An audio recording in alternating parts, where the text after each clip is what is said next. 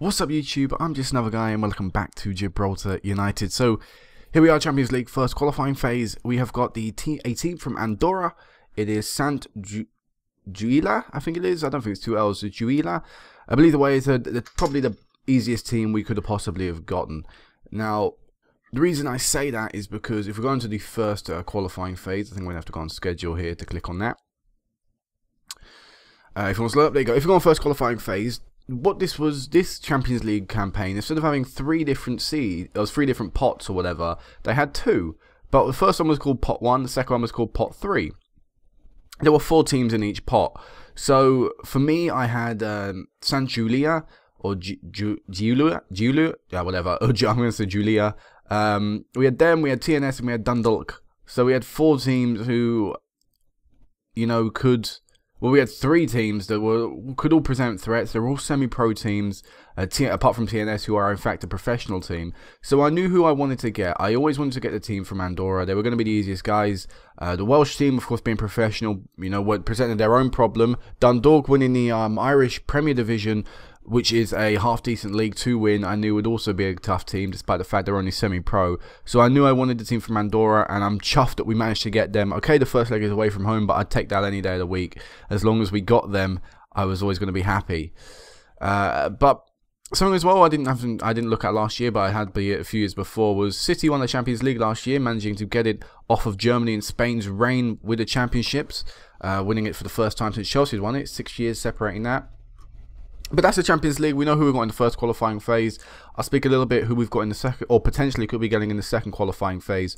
But there's some major news surrounding the club. And no, it's not that we've gone professional. We are still semi-pro. But it's actually we've been taken over by a new man. I want to go on here and here. Yeah. So around, I think, January 2018... the owner of the club said he wanted to leave. He said he wanted to move on. He said he was done with Gibraltar and he was looking to sell the club. And so last time I saw you back was I think it was around January, maybe around February time. But the last time I saw you back, which was a Rock Cup win and the quad win, that was in the process of a takeover, and that had been going on for a few months now. I think in fact about a week or two after I recorded in game time, a message came out from the owner saying we had to end this embargo, and I think it said something like 4 months or something since the takeover had began, or the potential takeover had began. So we'd been in the process for a while now, and it's not that I didn't want to mention it because there was a chance it wouldn't have gone through. It's just that I completely forgot to mention it last time. But we'll mention it now. It's officially gone through. As you can see, it happened on the 1st of July. I think the owner stepped up and said, look, we've got to allow him to to make transfers. So it was an official start to the transfer window on the 30th of June. 1st of July, Carl Sanchez, our new owner, came in to take over. He's a local businessman. He has not injected any money into the club, but I wanted to push him. I wanted to see what I could get out of him. So since he has came, we have improved our junior coaching. We have still got our plans to improve the youth and training facilities, so he didn't come in and cancel them. I did ask him to become a professional team. He, of course, said no. But I understand that he doesn't know me yet. You know, I've not proved anything to him yet, theoretically, so I'm starting fresh with him. But hopefully, if we can put in a good campaign for this Champions League, we may be turning professional. But either way, like I said, he's improved certain aspects already. Junior coaching, we're going to be improving our facilities this year as well. So currently, with our new and invested junior coaching, we have basic junior coaching right now. I think before it may have been minimum, if none. Actually, I can't actually compare. It might have been minimum, but either way, it's basic right now. I think that's the next upgrade, so that's good.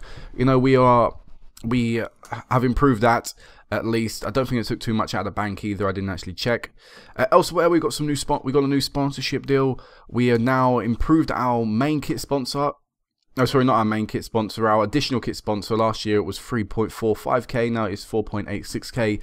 So that's been upped. We should be getting a new main kit sponsor at the end of the year as well. So hopefully we'll be getting more money through sponsorships and through that form of revenue. At the end of the year, we finished with the highest sponsorship money coming in from Gibraltar. I think that's for the 2nd year running now, which is something like, I think it was like 40 something. You could add that up there, but I don't actually know. But it was like a fair bit above the average. It must have been maybe double the average for the teams in this top division. So we are racking in the money in comparison to the rest of the teams in this league, but it's still really not enough. So that's about the club, that's about the background of the club. Let's talk about now Gibraltar as a nation and the division. So the division is now ranked 188th in Europe. We could have a look at where its reputation would rank it in the world. But yeah, we're 188th. Yeah, I said that right. We were yet again the highest growing.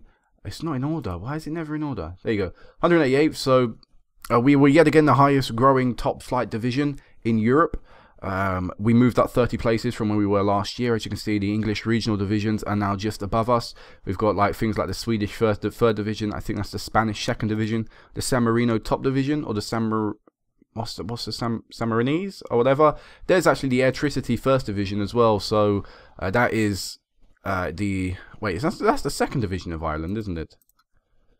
No, it's actually the top division. Why are they so low? That's actually surprising they're so low. But either way, yeah, we're growing there, and we're growing in reputation. Another decent display from us in Europe should push us up above the English regional divisions, maybe even up another 20, 30 places, I should really say. In terms of a nation, in terms of a nation and like our qualification places and stuff like that, I was in the right place. We have grown yet again. We are now the 50th best team in Europe. Well, have the 50th highest reputation nation or whatever, but either way, it now means that we get 3 teams entering the first qualifying round of the champions of the Europa League. Oh, I said it wrong twice there. 3 teams enter the first qualifying round of the Europa League. So we're growing. That means an additional team will be entering, either the winner of the Rock Cup, which seems highly unlikely since we win that most times. So more likely than not, it's going to be first, second, third, and fourth in the Premier Division getting into Europe. So that would be really good. This year, of course, it's us, Lincoln, and Gibraltar Scorpions all going in there battling for Europe. But yeah, we're not actually too far off, maybe even getting a team in the second qualifying phase now. So it would be nice to actually try and maybe push for a third this year, third qualifying phase. Because as you can see, there's a massive jump up in terms of when you actually unlock something more. But I figured out how this is done. It's actually done through nations' club coefficients. So it does come down to how good out your teams are doing in Europe. So I think they do an average. So what they did last year is they put the points I earned through my Champions League adventure. They get the points that Lincoln earned from their Champions League adventure, and they must divide it by 2 and get yourself an average. Otherwise, of course, teams would have loads of points who were winning it, and your countries would get absolute crap tons of points from winning it. But then again, they have 4 teams representing their nation, so in a way, you know, that sort of balances out. But yeah, we've grown either way. And we're now 50th, so we're above the likes of Faroe Islands, Malta, Andorra, and San Marino, which is why I wanted a team from Andorra, because I knew we would be better than them. Or really, we should have been better than them. The likes of countries just above us, actually, Luxembourg, Northern Ireland, former Yugoslav Republic of Macedonia. You know, we should be growing. I assume we're going to be growing relatively quickly for the upcoming years. Gibraltar as a nation is still the lowest European ranked team. Crimea is still above them. Andorra as well as the lowest ranked European team since San Marino got that 1 win ages ago. They've never looked back. They've managed to actually stay pretty high. But Gibraltar do have an actual senior competition coming up, unless it's actually taken place, which I don't know. No, because it starts in August and goes on till November. So we'll keep an eye out on that, you know, once we enter the start of the season. But with our actual squad, did we make any transfers? Well, we've made a few movements. First one was an out. We let Carl Bear go. He's been here now since the beginning, I believe. Or was it the beginning? No, it has been the beginning. Yeah, he came here at the beginning, made a real massive impact in the first season, was actually a key player in the first year. Second year, he faded out of the team and really just found it hard to get back in. And I don't really regret releasing him. I just decided, look, he's in the reserves. I don't need him. I know I've got better players. I'd rather play a youth player instead of him, so I let him go. Elsewhere, we also released Moon. His contract expired, so he's back on free transfer.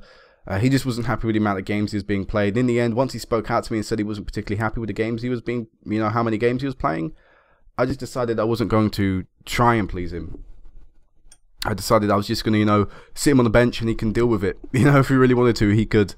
So, as a result, he didn't actually score in his last season for us, but I don't think he'll be missed too much. And we also released Juan Morales Corretero, sorry. The guy we just signed last season. Yes, we've re-released him without making a league appearance. So he played 1 game in the Champions League for us, and I decided he was no longer of use. But there's a reason for that, and it's because of the guy we've brought in. D. Baldwin from Lincoln, 17 years of age, young centre midfielder, from Gibraltar as well. He's got some really good potential on him, which is one of the reasons I wanted to sign him as well. Not particularly great right now. Would be our 4th choice centre mid, but that potential really drew me in, and I decided, look, we'll get him here. You know, he's been playing for Lincoln last year, but I think we've probably got some better coaching standards here. We're a pretty decent team. You know, he may get a substitute appearance here or there. So either way, I just decided, yeah, we'll give Baldwin a go here. So, and that was actually prearranged in January. We've not made any other action since then. I am of course still looking out for players, but no one is particularly enticing. And I don't think there's anyone out there that I can go, yeah, I really want to bring you in because you'll be great addition to the team, something we're missing out on. I don't think there's any of that out there yet, or in my scouting range anyway. One other thing actually we can talk about is club reputation. It still hasn't grown. We are still not the highest. I want to go here and here. We're still the highest reputable team in Gibraltar. It's still Lincoln.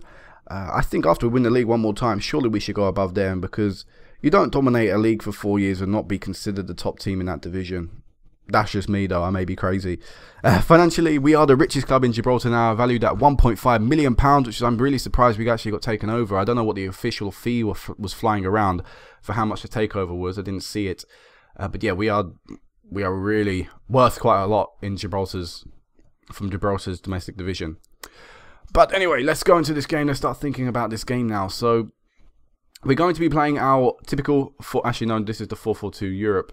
Wait, why is this called 4-4-2 Europe? Wait a second.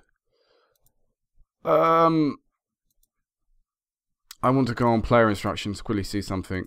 This shouldn't be called 4-4-2 Europe, this should be called 4-4-2 Gibraltar. Let me save this again and take that off. Sorry, this is something, I gotta do it now or it'll bug me. Yep, you save like that. And as for you, I want to save you as 4-4-2 Gibraltar. Europe. I spelled that wrong. Yeah, let's save. But anyway, so I think there's about 2,000 people going to be here today or something. Yeah, 2,600 people, near capacity stadium. Our team selection is slightly weakened to what it would normally be, and that is because Victor Lopez is currently out injured for 2 months, so which means he'll miss the whole Champions League campaign for us, which means a big task for amateur Stefan Catania, who has never played a game in Europe before, I don't think. Actually, no, he should have played one 2 years ago. Yeah, he started the game 2 years ago and made 2 substitute appearances as well. But yeah, big game for the youngster who's not really played much for us. So for him to step up and actually have to play in these games, it's going to be challenging down that side.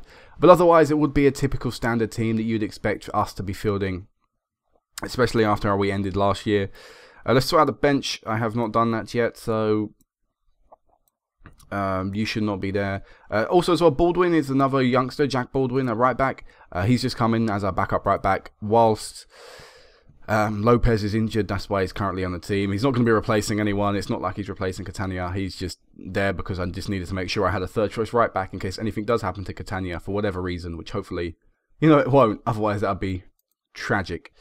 We're actually going to put 3 midfielders on the bench. And just because I think that could be an area of the pitch where we get quite tired. Ideally, I would put Montegrifo on the bench, but as you can see as well, he's injured. Only out for 8 days, so he may be back for the second qualifying phase, although he probably wouldn't start because Durate is my first choice left mid now. But yeah, this is the team we're going to go out with. So, Dale Coling in goal, Catania right back, Harrison and Smith centre backs, and Byrne left back. Montgomery right midfield, Barcelo and Brown centre mids, and Durate left mid, and up front Gregory and Jason Coling, who will be captain of the team today. The bench is Whitbread, Burgess, Enrique, Victor, Norton Rambo, Baldwin, and Cornello. So, one number to be given out, of course, it's Dean Baldwin. You can pick up number 16. And let's go out there. Touch wood. It'll be an easy game. That's ideally what we want. Today, we were considered heavy favourites for this match. And that's something I would obviously completely agree with. I think we're not with this 1-4-1-3-2 again. I've seen that so many times now in Europe. Why are we on counter? This should be on control. Wait, I'm playing the wrong formation. God damn it. I didn't flick it back. There we go. There we go. That sorted that problem. But yeah, should be an easy game today. Hopefully we'll get a good scoreline. It'd be nice to keep a clean sheet. After we were quite poor last year at this stage, it'd be really nice to put on a real dominant performance, a real nice show, real good footballing display. After 20 minutes, nothing has happened. But it still would be good to see, a different side of Gibraltar United this time in Europe. A team that looks miles ahead of anything else that can be offered at this stage of the competition. Even though that probably isn't true, because we've actually been pretty fortunate every time we've played at this stage in the competition. And Smith gets us our first goal of the season, and our first goal, hopefully, in the Champions League this season. Our first goal, hopefully, many. Not just in this round, but hopefully in the next round. I'll talk about next leg, who we're gonna, or who we probably will be playing as we take the lead, and hopefully we won't throw it away like we did last year. What was I gonna? Anyway, I lost my train of thought with that goal. I'm pleased with how things are going. Keep it up. We're going to make some subs anyway, because everyone's looking extremely tired. I don't think they've been back too long. And I didn't arrange a friendly like I didn't last year. I couldn't really risk it, because I arranged a friendly, of course, that first season, and everyone was completely shattered for the first game. So we'll make a double substitution. We will make the change in the centre of the parks as well. Norton Rambo and Jose Luis Enrique. The core of the team needs to be as fit as it can, as Enrique gives us our second goal, and both from corners. I'll take that. You know, I'll take 2 goals from corners. It doesn't matter. Okay, we're not maybe possessing much of a threat in open play, but we're getting the goals, and that's of course the key and a crucial thing to getting through. Let's see if we can get something from open play here. It's Durate out on that left hand side, whipping this one in, and it's Jason Coling somehow saved. Gregory's rebound is even strangely missed. even weirder opportunity to waste for our strikers. As the ball's just bouncing around everywhere right now, but still 2-0. We're still probably going to win this game. I'm going to make another sub. We are going to be taking off Durate, who is looking like he ran himself to the ground today, as the same with most players. But yeah, we should hopefully see out this game 2-0 now. Get to the second leg, get through that, bang bang, and then go into that second qualifying phase. Oh god, oh god, that's the last thing you want to see when you've made all 3 substitutions. Alright, who's got the best goalkeeping stat? 1. Oh wait, is there a way I can possibly see this maybe? No. Alright, Tom Harrison, all of you got 1. Jose Luis Enrique is 1. Burns is 1. This may seem quite strange that I'm going to waste time in a way doing this, even though we've got 10 minutes left. But I want to, if I can, I want to get a goalkeeping rating of at least 2. If not, I don't know who I'm actually going to shove in goal. I might whack Callum Gregory in goal. What's Callum Gregory's like jumping reach and stuff? You know what, Callum Gregory, you're going to go in goal. Goalkeepers typically need to have things like good composure, bravery. Let me have a look. What's your bravery, Callum Gregory? 3. Jason Coling's now 5'10". I don't know. We've made all 3 subs though, and I don't really feel comfortable putting a centre back in there, because then that means the centre mid's got to drop down. You know what? Gregory's going to go in goal. This is the first time I think this has ever happened for me in about probably ages. I don't actually remember the last time I had to put a player in goal. I remember it happening on a past FM, but God, which one? I don't have a clue. Definitely not a recent one. It might have been something like 06 or 07 or something crazy like that. But it was Coling. Can we get a goal? Can we get an additional goal? Get that 3-goal cushion. Hopefully, Coling in goal for us isn't out for too long, as Montgomery gets us our first goal of open play, and plus being down to 10 men, we're actually able to show more quality than the other team. Apparently, there could be an issue of offside.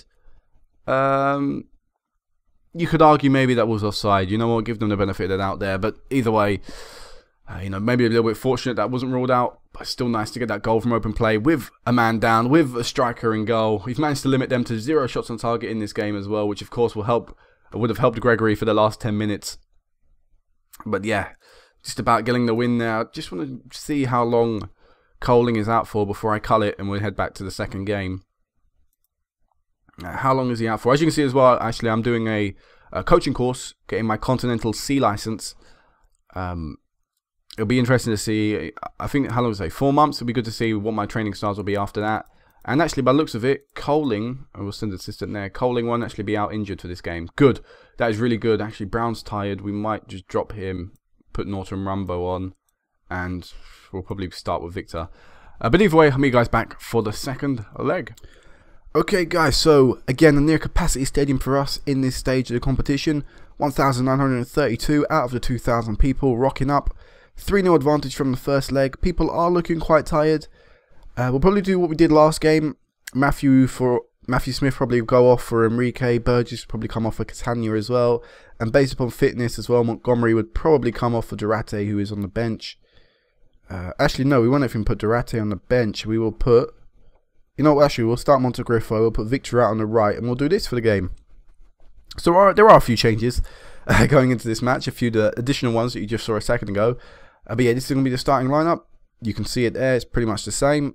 Let's get into this game. Let's get this started. As the winner of this tie, or if Sant Julia managed to somehow score 4 goals. No, 3. Yeah, 4 goals. So they'd have to score 4 to overcome us. If they manage to score 4 goals to get through to the next round, we could potentially be playing Dynamo from Croatia. So, wait, yeah, Croatia, yeah. So, you know, that will be a massive tie. Dynamo were yet again the toughest team we could have got drawn against in our seed. We were given the, I think the first seed or the first pot. Again, I keep saying seed. I don't know which one it is. I really should look at the wording next time and probably write it down. But yeah, we've got Dynamo, which were probably going to be the toughest team we could have even got in the whole tournament or a whole stage of this competition again. A bit like Tel Aviv last year. So it's going to be a really stern test for the team.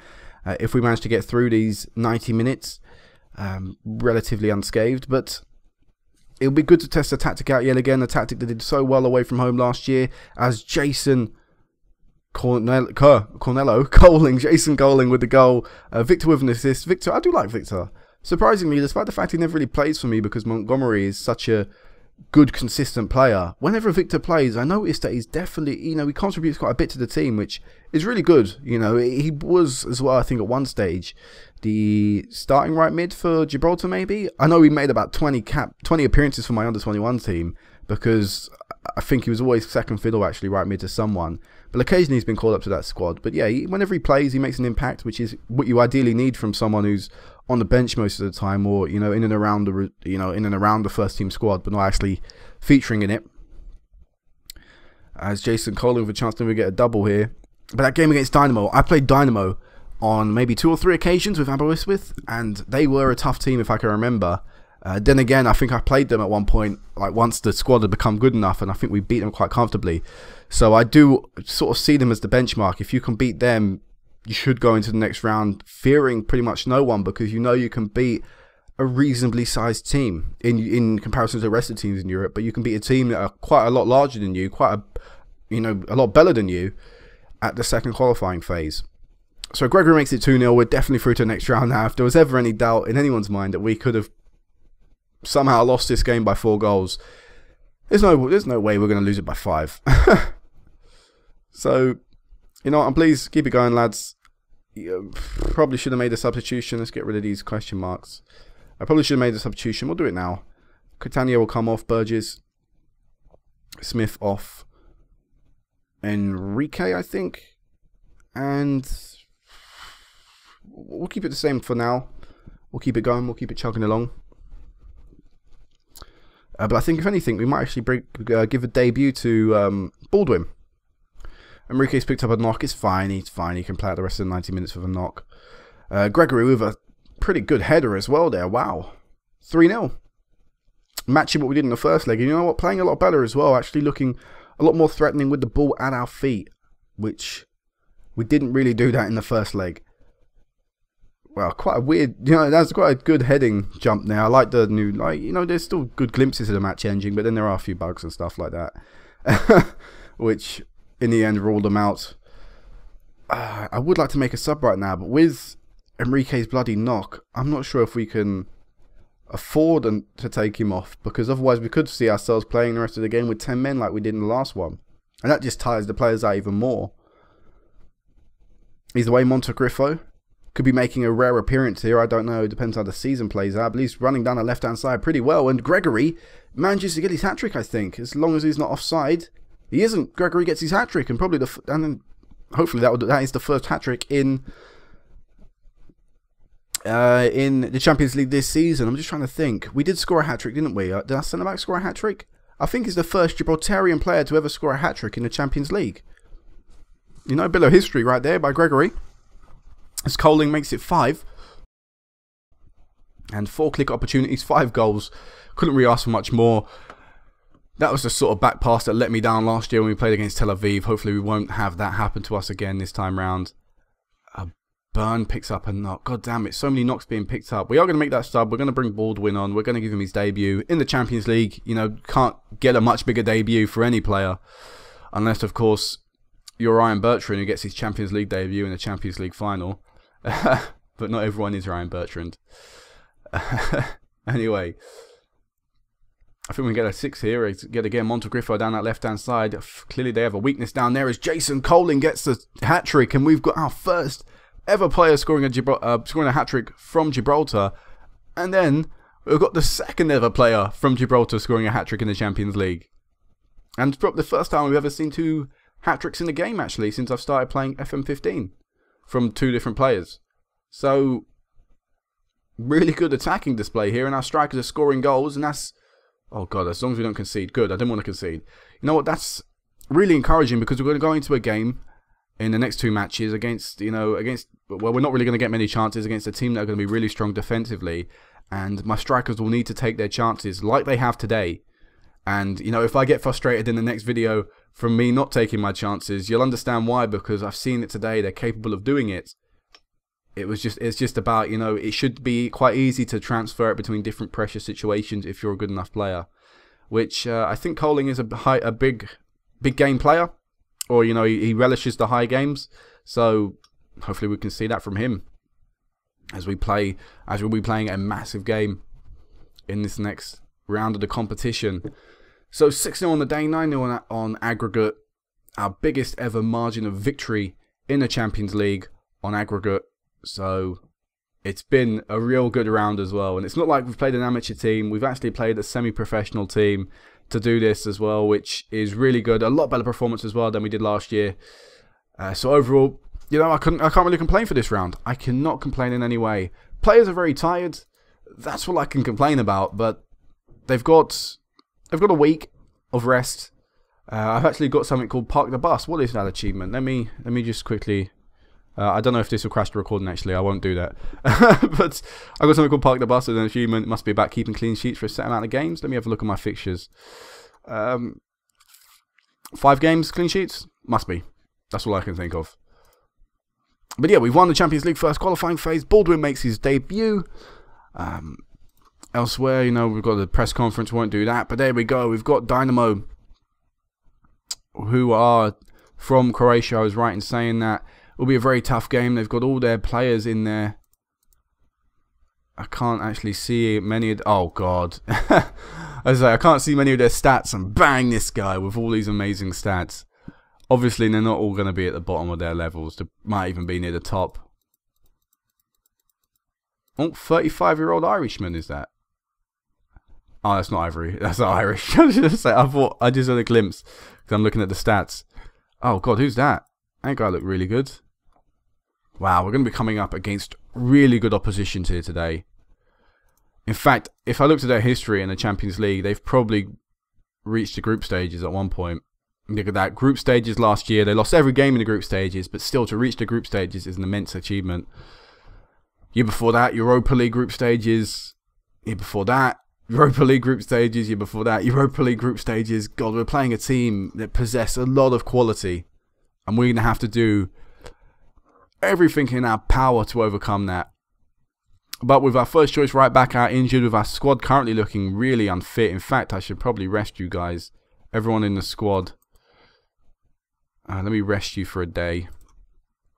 Actually, whatever, yeah, we'll rest you for a day. But either way, guys, next time I meet you back will be the massive game against Dynamo. Hopefully, you know, with the tactic we will be putting in place, the 4-4-2 Europe, which actually we played today. I just noticed we played that today and actually looked more threatening on the ball. Maybe I should play this all the time. But either way, until next time, guys, peace out.